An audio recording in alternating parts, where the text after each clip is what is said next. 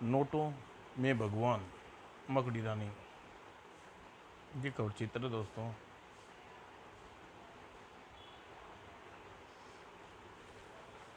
चमत्कारी चोर की कहानी इससे आगे आगे ही डाल रखी है कॉमिक्स, भी आप पढ़ सकते हो। शुरू करते हैं दोस्तों। उधर हवेली में तहखाने में था। हा, हमें माफ़ कर दो मास्टर, आइंदा कभी तुम्हारे रास्ते में रुकावट नहीं बनेंगे। तुम जो कहोगे हम वही करेंगे, ज़िंदगी भर तुम्हारी गुलामी करेंगे।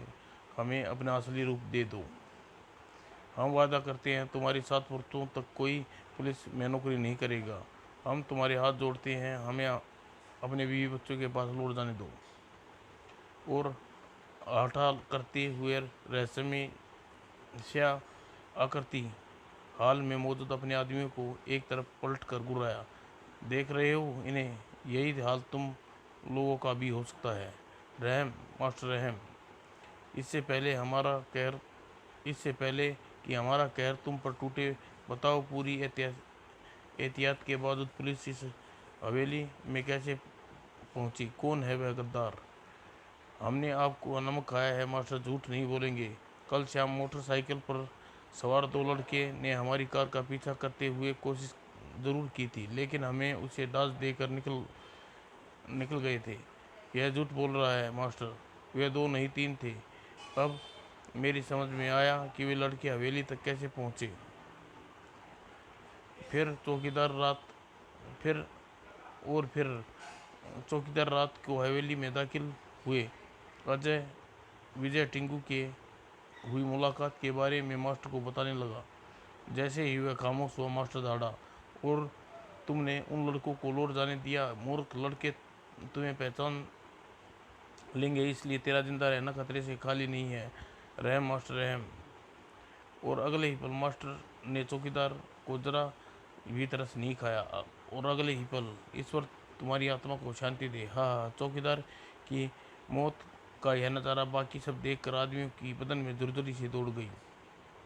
तभी मास्टर उनमें से मुताबिक हो भयानक स्वर में बोला, तुम लोग फौरन लड़कों का पता लगाकर उन्हें ख़त्म कर दो, ताकि हवेली का जिक्र उनके होठों पर न आ सके। Yes master. उधर तारकुंडे अजय और विजय को टिंकू को मुंह खुलवाने के लिए सख्ती बरतने की सोच ही रहा था। सर, आपका फ़ोन। ठीक है, तुम चलो मैं आता हूँ। और अजय विजय टिंकू की तरफ रूखे स्वर में बोला, तुम लोग कुछ समय और देता हूँ, फैसला कर लो। तुम मुंह खोलोगे या मुझे मुंह खुलवाने सख्ती से पेश आना होगा। यह मत सोचो कि टिंकू है तो लिहाज करूँगा। इतना कहकर तारकुंडे दंदनाता हुआ हवालात से बाहर निकल गया। और तारकुंडे के बाहर जाते ही विजय टिंकू से मुताबिक हुआ, तू ही समझ अपने पापा को मम्मी ही समझा सकती है। और कुछ ही देर बाद कांस्टेबल मनमोहन जी वहाँ आकर बोला, वो मारा ज़रूर मम्मी को फ़ोन आया होगा, वरना पापा की समझ में हमारी निर्दोष पिता की बात कहाँ से आने वाली थी। तुम लोगों को छोड़ा जा रहा है। और अजय विजय और टिंकू फौरन थाने से बाहर जाने की राह पकड़ी। उनके जाने के बाद तारकुंडे गहरी सोच में डूब गया। डीआईजी साहब को बुला, इन्हें छुड़वाने की क्या जरूरत थी? खैर, मैं भी देखता हूँ कि मकड़ी रानी कब तक अपने आप को बचाती है। बस एक बार कोई ठोस सबूत हाथ लग जाए मेरे। और तभी नए थाना अध्यक्ष इंस्पेक्टर शिंदे ने तारकुंडे की सोचों को भंग करते हुए कहा, तारकुंडो, मेरा ख्याल है कि चोर का माल ठिकाने लगाने की जरूरत कोशिश करेगा। अरे, और असमात विचार बिजली की तरह तारकुंडे के मस्तिष्क में करोदा। गुड आइडिया, मुझे ऐसे जोहरियों का पूछताछ करनी चाहिए जो चोरी का माल खरीदते हैं। और विचार दिमाग में आते ही तारकुंडे को तेजी से उठा और थाने के बाहर निकल गया।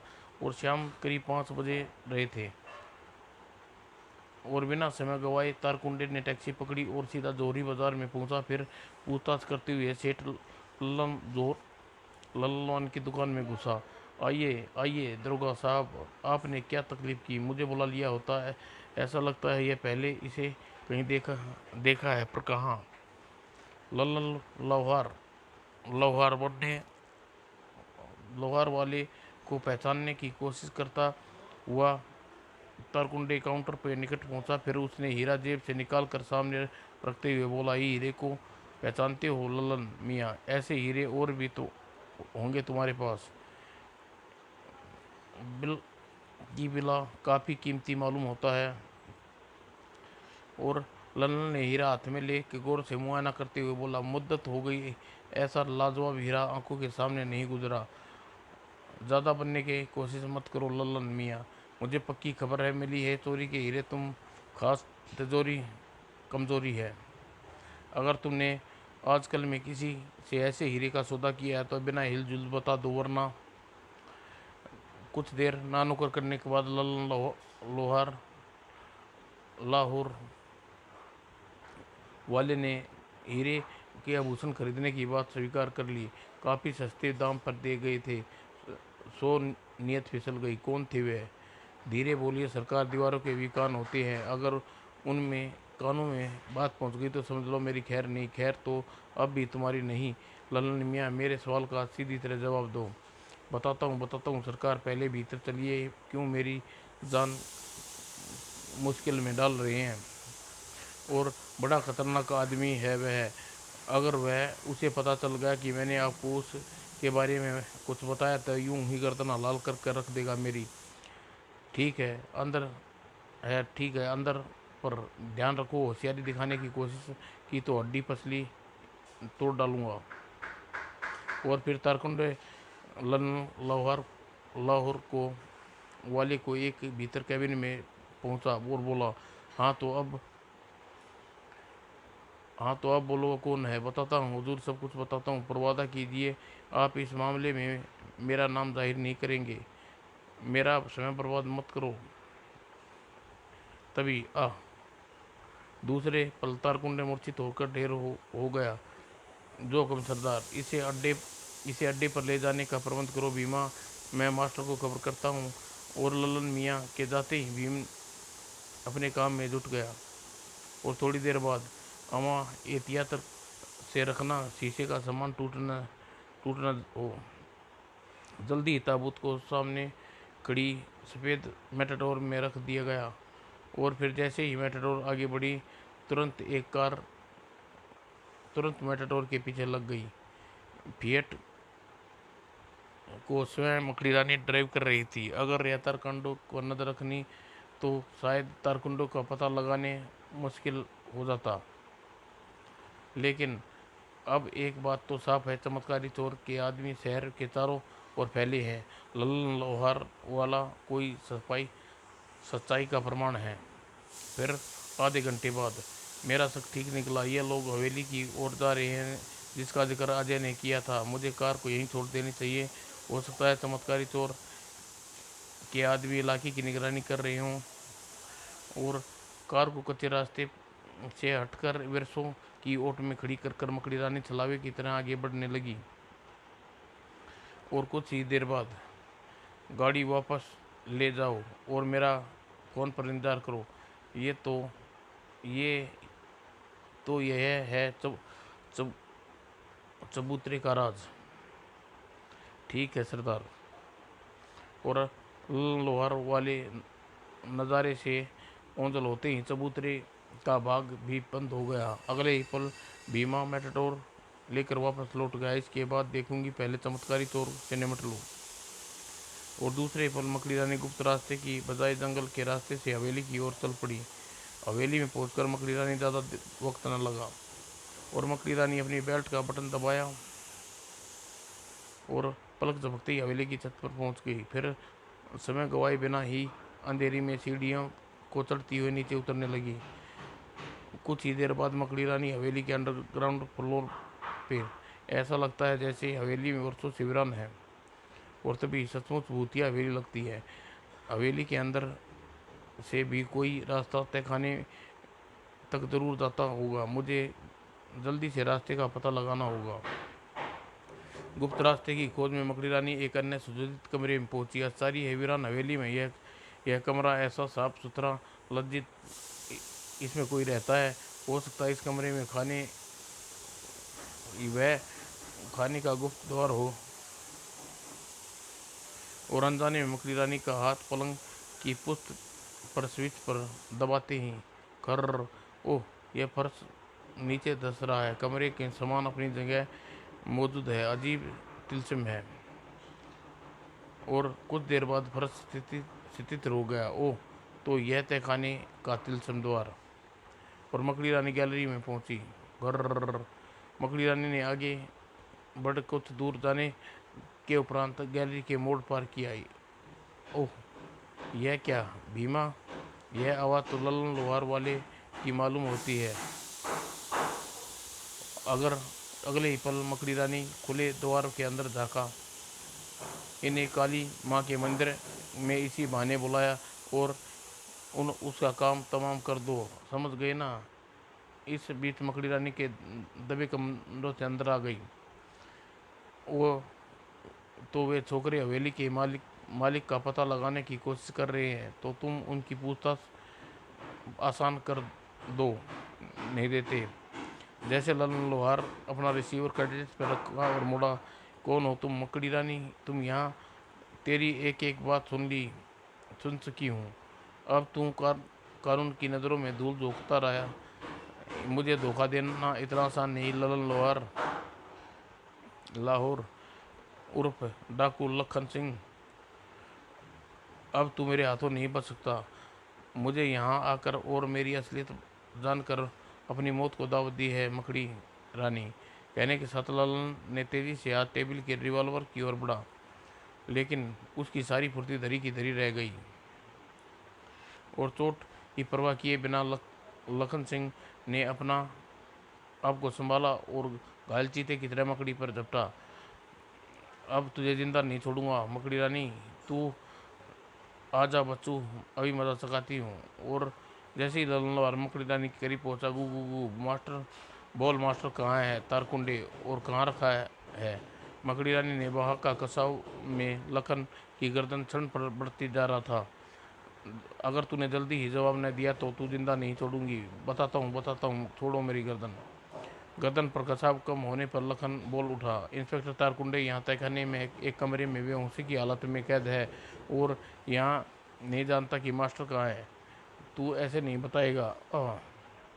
और इससे पहले लाखन संभल पाता। तड़ाक तड़ाक। जल्दी ही लाखन का धैर्य जवाब दे गया। मत मारो, मैं बताता हूँ, सब बताता हूँ। ओह, अब आए ना सीधे रास्ते पर। बता मास्टर कौन है और तेरा उससे क्या संबंध है और कैसे हुआ? फिर लाखन ने बिना किसी प्रतिशोध वह हवेली के आंगनमन और मास्टर से हुई पहली मुलाकात मकड़ी रानी को बताने लगा। करीब 5 साल पहले पुलिस की पकड़ से बत्ते बत्ता मैं 6 साथियों के साथ शहर में आ गया और शहर में छोटी मोटी डकैतियाँ डालना शुरू कर दी। लेकिन एक डकैती डालने के बाद हम हवेली में आए। सदा सुना है यह भूतिया हवेली है। हवेली में जाना खतरे से खाली नहीं है। बकवास बंद कर बीमा, भूत प्रेत नाम की कोई चीज़ नहीं होती। मैंने अपने आदमियों को पुरोहित किया। यह बहुत पुरानी हवेली है। ऐसी हवेलियाँ में अक्सर खजाने गड़े होते हैं।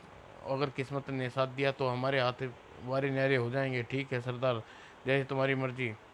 और फिर मैं अपने साथियों सहित हवेली में दाखिल हो गया। हमने हवेली में का चपा चपा छान मारा, मगर धूल और उजाले के सिवाय यहाँ कुछ नहीं मिला। अंत में एक कमरे में पहुँचे। अरे, यह साफ सुथरा कमरा, यहाँ तो कोई रहता है। फिर तो माल भी इसी कमरे में होगा। चलो ढूंढे। और हमने कमरा छान मारा, लेकिन कुछ हाथ न लगा। अजीब बात है, कमरे में रखे हर सामान दीवार के साथ नट बोल्ट क्यों लगे हैं? लेकिन रहने वाले को डर है कि कोई इनके सामान को उठाना ले जाए। तभी बीमा के हाथ स्विच से टकराया और अगले ही पल फर्श नीचे धंसने लगा। ओह, समझ आया। कमरे के सामान फर्श के साथ नीचे क्यों नहीं आता? इतना कहकर लाखन पल सांस लेने के लिए रुका। फर्श को इस तरह बनाया गया है कि लिफ्ट की तरह प्रयोग किया जाए और किसी गुप्त रास्ते का पता न चले। दाद देनी पड़ेगी दिमाग को जिसने यह फर्श रूपी लिफ्ट का निर्माण किया। और लखन सिंह ने कहना शुरू किया, खजाने की उम्मीद में हम गुप्त तहखाने में होते हुए तहखाने में आ गए और लाखन खोदते खोदते प्रयोगशाला में जा पहुंचे। हाथ ऊपर उठाओ वरना मौत बेमौत मारे जाओगे। कौन हो तुम लोग, क्या चाहते हो? जो कुछ है तुम्हारे पास हमारे हवाले कर दो।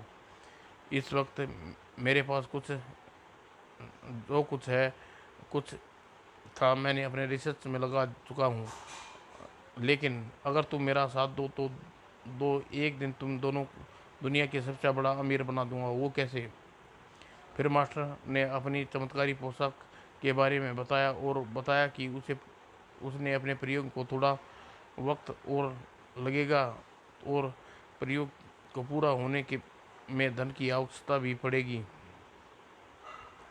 और मुझे मास्टर की बात जच गई। मैंने उसका साथ देने का निश्चय किया और मैं ललन बन गया और मास्टर की मदद करने लगा। मास्टर चमत्कारी पोशाक तैयार करने में काफ़ी समय लगा गया, लेकिन अभी 1 माह पहले ही जैसे चमत्कारी पोशाक तैयार हुई, मास्टर ने चोरी के सिलसिला शुरू कर दिया और लोगों को दोनों हाथों धन बटोरने लगे। और तुम मास्टर यह भूल गए कि चमत्कार कैसे भी हो एक दिन उसका भ्रम टूट कर ही रहता है। और तुम्हारे मास्टर का भ्रम टूटने वाला है। कानून उसका पंजा उसकी गर्दन तक पहुंच चुका है, लेकिन तुम्हारा कानून मास्टर तक का कुछ नहीं बिगाड़ सकता, क्योंकि वह किसी को नहीं मालूम कि वह कौन है और कहाँ रहता है। वह यहाँ कब आएगा और यह मुझे नहीं मालूम। यह छलावे की तरह आता है, उसी तरह गायब हो जाता है। उसने अपनी असलियत के बारे और ठिकाने के बारे में कभी नहीं बताया। इतना कहकर लखन खामोश हो गया और मकड़ी रानी कुछ कहना ही चाहती थी कि उसे लखन और भीमा से हुई बातचीत का ख्याल आया। अगले पल, एडवोकेट विनायक, मैं आपके बेटे अजय से बात करना चाहती हूँ। अजय घर पे नहीं है। कुछ देर पहले किसी का फ़ोन आया था। फ़ोन पर बात करने पर तुरंत बाद रास्ते दोनों दोस्त कहीं चले गए। संबंध विच्छेद करने के बाद मकड़ी रानी टेलीफोन क्रेडिट पर रखा। वे लोग पुरानी काली मंदिर गए होंगे। उनकी मदद के लिए जाना चाहिए, लेकिन इससे पहले ये लोगों को बंदिश कर दूँ। और अगले ही पल तड़ाक, लाखन कुछ समझ पाता वह बेहोश ढेर हो गया और जल्दी ही मकड़ी रानी ने दोबारा फरस बदमाश को बेहोश की नींद सुला दिया और कमरे से बाहर पहरा दे रहे उसके तार कुंडे को कैद था और एक ठोकर से दरवाजे पर जड़ी दरवाज़ा टूटकर अंदर जा गिरा। मकड़ी रानी, तुम अच्छा हुआ तुम स्वयं होश आ गया और मैं तुम्हें होश में लाने के लिए समय बर्बाद नहीं करना पड़ा। तुम तो मेरा शक ठीक निकला। शहर में हो रही चोरियां तुम्हारा हाथ है। अब मैं तुम्हारा हाथों गिरफ्त हथकड़ी पहना कर नहीं दम लूंगा। बकवास बंद करो इंस्पेक्टर, अकल से काम लो। अगर मैंने तुम्हें यहाँ क्या किया होता तो दरवाज़ा तोड़कर तुम्हारी मदद क्यों आती? मकड़ी रानी के शब्दों ने तारकुंडों को सोचने पर मजबूर कर दिया और ठिनक कर रह गया। मकड़ी रानी फिर बोली, मेरी बात ध्यान से सुनो ललन मियाँ और डाकू लखन सिंह। इस समय वह और उसके आदमी बेहोश है। तुम चाहो तो उसे पकड़ो और अपराधी के अड्डे का पता लगाने का सेहरा अपने सिर बांध सकते हो।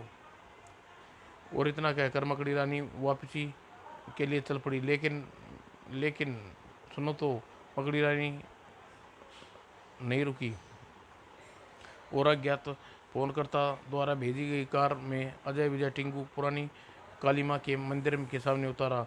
चालक महाशय, तुम यहाँ कहाँ ले आए? यहाँ तो कोई दूर दूर तक नज़र नहीं आ रहा। मंदिर के अंदर जाओ, तुम लोगों से वही मिलेगा।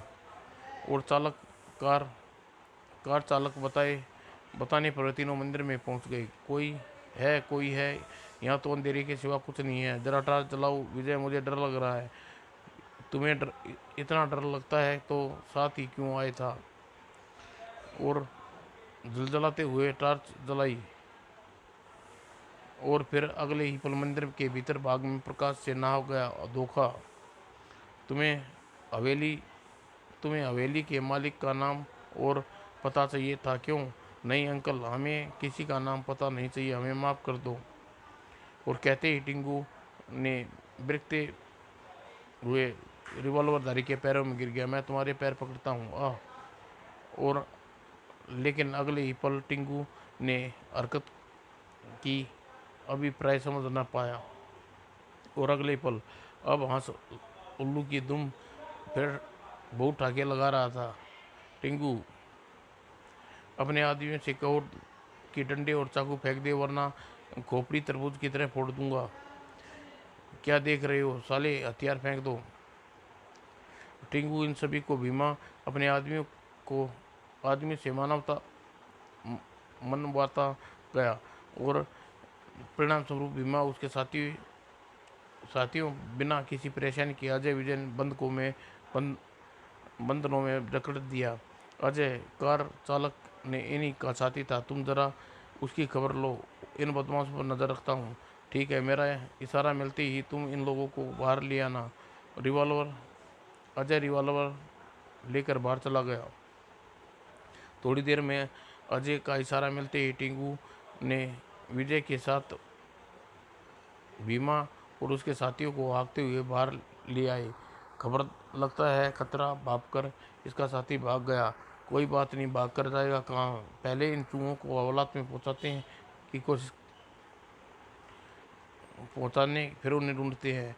अजय विजय टिंकू भीमा और उनके साथियों को कार की पिछली छूट पर सवार हुए तो उसी समय कार से कुछ फासले पर मकड़ी रानी प्रकट हुई। बहुत खूब मेरे साथी, उम्मीद से कहीं ज़्यादा काबिल निकले। मकड़ी रानी अजय को आवाज़ देना चाहती थी, लेकिन किसी फुसफुसाहट भरा स्वर उसके कानों में सुनाई दिया। खुश हो रहे हो तुम? नहीं जानते, मैंने कार में टाइम बम फिट कर दिया है। थाने पहुंचने से पहले तुम सब ऊपर पहुंच जाओगे। हाँ, लेकिन अब तुम्हें ऊपर पहुंचाऊंगी। और अगले ही पल और कार चालक से निपटने के पश्चात मुझे फौरन अपने साथियों को सावधान करना होगा। और अगले ही मिनट, मकड़ी दीदी, अजय कार रोको, टाइम बम फिट है। मकड़ी रानी की चेतावनी सुनते ही अजय ने ब्रेक दबाते चला गया। ओह माय गॉड, कार के ब्रेक फेल हैं, अब क्या होगा? और टिंगू मकड़ी रानी को सूचित किया। मकड़ी रानी, कार के ब्रेक फेल हैं, अब क्या करें? ओह खैर, घबराए नहीं, कहने के साथ मकड़ी रानी आगे निकल गई। और फिर थोड़ी देर में, ओह मकड़ी दीदी, हट जाओ, हमारे लिए अपनी जान खतरे में मत डालो। और जैसे ही कार मकड़ी दीदी के करीब पहुंची, गेट आउट, हरी अप। और फिर अजय और टिंकू कार से उतर गई।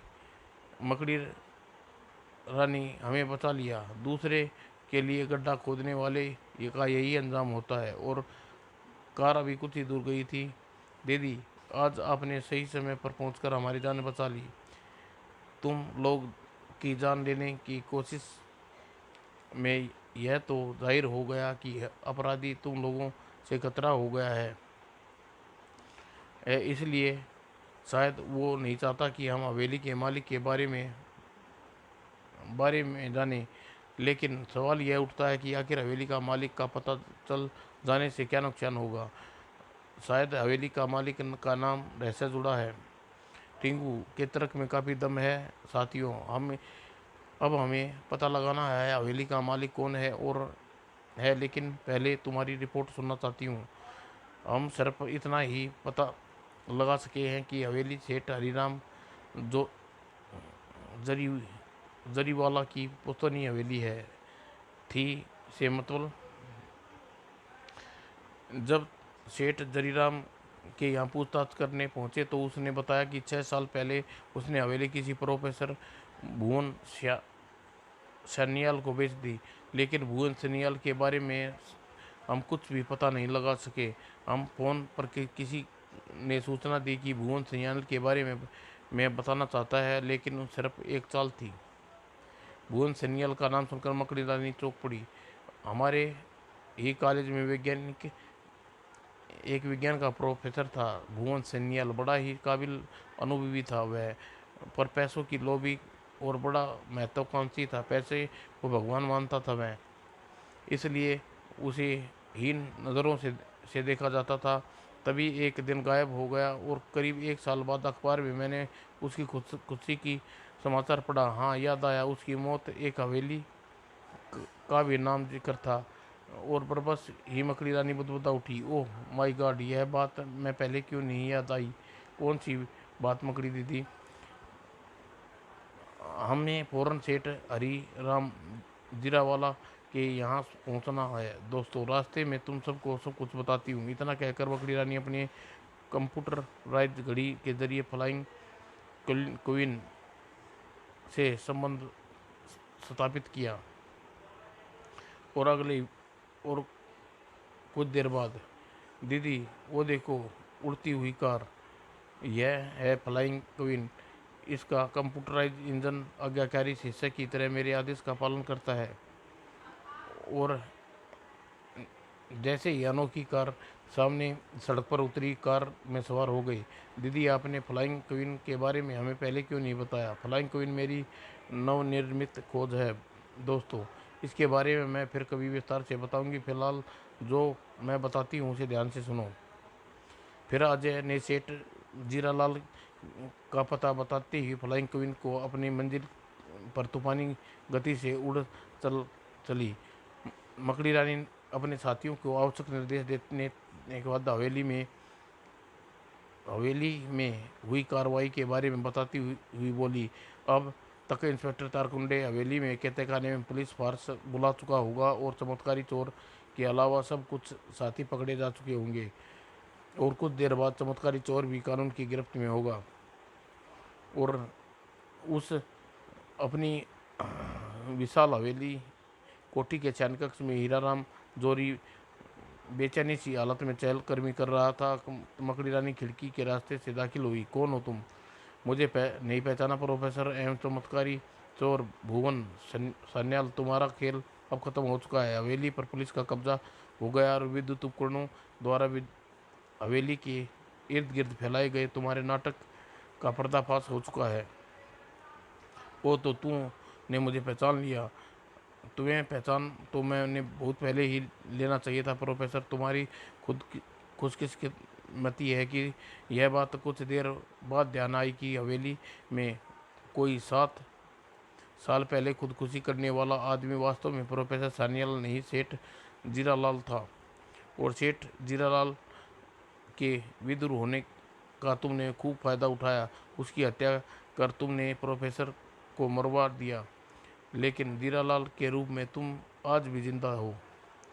लेकिन तुम भेद किसी पर जाहिर नहीं कर पाओगी मकड़ी रानी।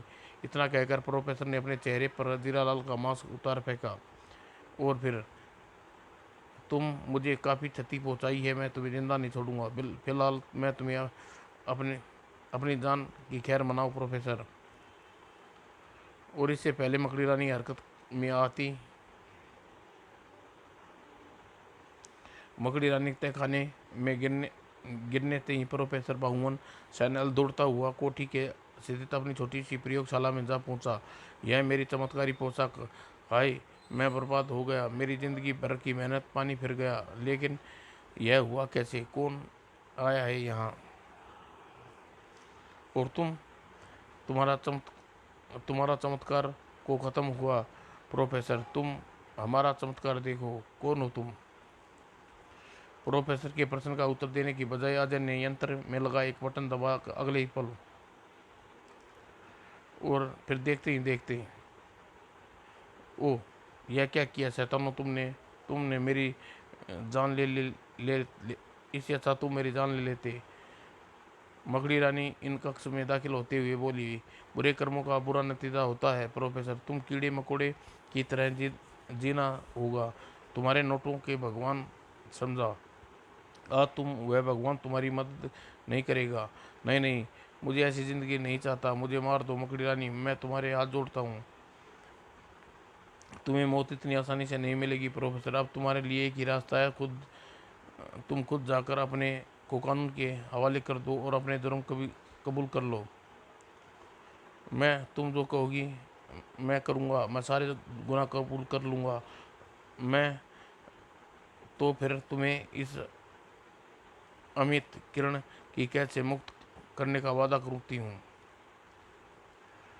और उधर हवेली में डाकू लाखन सिंह के गिरफ्तारी के और गायब हुए पुलिसकर्मियों की बरामदगी करने की खबर मिलते ही आईजी जसवंत मेहरा फौरन थाने पहुंचा गए और तारकुंडे के मुख से सफलता का का वर्तन सुनने के बाद तारकुंडे की प्रशंसा करते हुए चिंतित स्वर में बोले, लेकिन तारकुंडे, तुम्हारी चमत्कारी चोर अभी तक पकड़ा नहीं गया। जब तक वह नहीं पकड़ा जाता तभी प्रोफेसर भुवन सान्याल की आवाज़ उन्हें चौंकाया, मैं हाजिर हूँ, मैं हाजिर हूँ। और अगले पल एक गुड्डा सा शरीक मानव अंदर दाखिल हुआ। यह मकड़ी रानी की नई चाल है सर, वह अपने आपको गिरफ्तारी से बचाने के लिए यह गुड्डा वहाँ भेज दिया। चुप रहो तुम। आईजी साहब तारकुंडे की दलील पर कोई ध्यान नहीं दिया। कौन हो तुम? और गुड्डे शरीक मानव ने मुताबिक को प्रश्न किया, कौन हो तुम?